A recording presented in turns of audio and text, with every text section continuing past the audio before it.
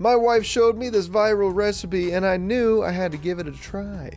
We're going to start by prepping 1 bell pepper, 1 small yellow onion, and half a large cabbage. Chop off the top of the pepper, then cut that into little bite-sized pieces. Then we'll slice off the large portions of the flesh. When you do this, try to slice around the ribs to save a little extra time. Chop those slices into 2 large slices. Turn them, and then we're going to cut them into more pieces around 1 inch or so in size. Once that's all cut up, toss it into a mixing bowl. Now we're going to do the same thing with the onion. Chop it in half, place 3 horizontal cuts, place 5 or 6 vertical cuts, then rotate it and place more vertical cuts. Then you're going to toss that in with your peppers.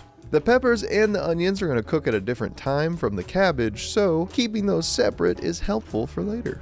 Grab yourself about 2.5 pounds of cabbage, chop that into quarters, then we'll slice along the edges. I decided to cut these into relatively thick slices, but they weren't all exactly the same.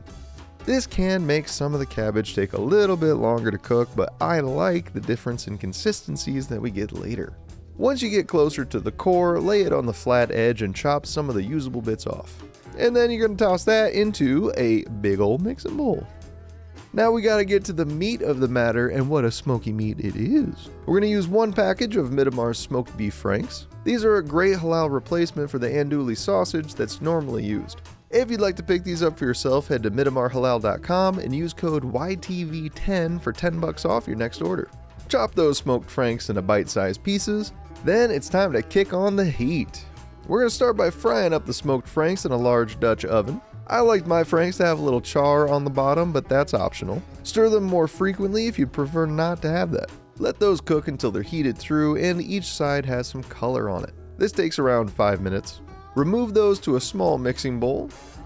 Now we're going to add in some halal ground lamb. You can make this with ground beef or ground lamb, but the flavor of the lamb works super well with the seasonings that we're going to add later. Toss that into the Dutch oven and get it all nice and browned. Once there's no pink remaining, we're going to add 1 packet of beefy onion soup mix. And I checked the ingredients, and while this is a mix that has beefy in the name, there's no actual beef in it, which means we can still use this. Mix that up, then we'll toss in our peppers and onions. Cook those until they soften lightly, about 5 minutes or so. We got to bring in a little more flavor, so we're going to hit it with 2 tablespoons of tomato paste. Mix that up now, and then we're going to add 3 tablespoons of flour and mix it again. I don't recommend adding both at the same time. The flour sometimes creates clumps of tomato paste and ain't nobody happy with a lumpy meal. Gotta wet them dries with 1 cup of halal beef stock to start, then we're going to add in our cabbage. As you can see, I had way more cabbage than I did space in my little Dutch oven. Cabbage shrinks a ton while it cooks, so I tend to add it in batches if the pot isn't big enough. This will make some cabbage more cooked than other parts, but generally speaking, it'll all be cooked around the same time. Get all that mixed into our lamb mixture, then we'll add in another cup of beef stock. The cabbage is going to have to sit undisturbed for a couple minutes at a time, so this extra stock is going to help prevent burning. And while that cabbage cooks, give this vid a like and hit subscribe. We post new recipes every Friday.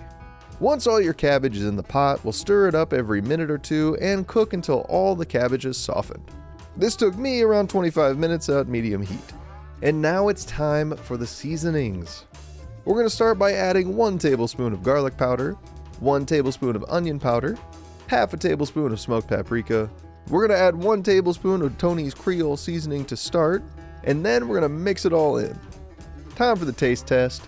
If you're liking where it's at, you can leave it as is, but I prefer a heavy seasoning.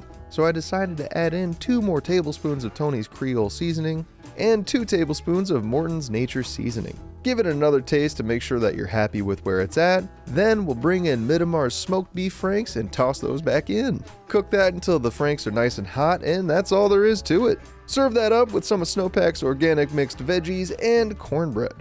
Don't forget, you can get all the meats and Sno Pac organic vegetables from the link in the description. Thanks for watching, and we'll see you next week with another delicious halal recipe.